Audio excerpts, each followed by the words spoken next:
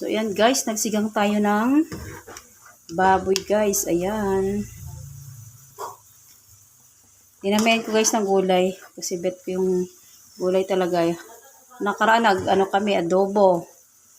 Tapos nakaraan fried chicken kami. Tapos, nung Sunday, nagpapaitan kami. So, ngayon guys, baboy na naman. Sinigang na baboy. So, ayan, dinamihan ko lang guys ng gulay. Yan ang ating sinigang na baboy. So, ayan, medyo matigas pa guys ang ating sigarilyas. At sitaw. Maya-maya natin guys, ilagay ang ating okra at pechay. Balik natin guys maya-maya.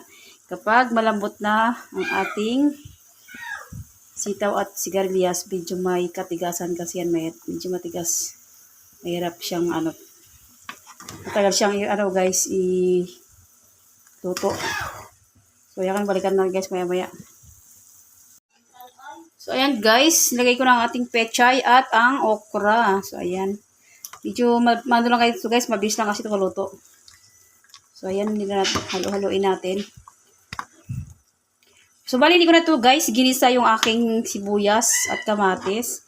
Nagpakulo lang ako ng tubig, nilagay ko ng sibuyas, maraming kamatis, siguro mga 6 na kamatis. Ayan.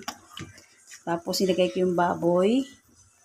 Then, pag malambot na yung baboy, guys, saka ko nilagay yung mga ibang pangsaw, guys. Nilagay ko yung sinigang sa sampalok, guys. Tapos, patis at bitchin. Yan ang mga ingredients ko, guys. Hindi ako masyadong marami naglalagay ng kung ano-ano. Kasi mahirap, guys, magkaroon ng sakit. Tapos, maraming gulay, guys. Yan, pechay, sigarilyas, at sitaw, tapos okra. So, ayan guys, ang ating gulay. Yan naman ang ating mga karni. Yan. So, luto na to guys.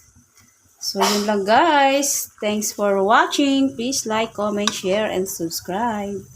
God bless us all. Ayan na guys, luto na. Ayan na guys, luto na ang ating ulam.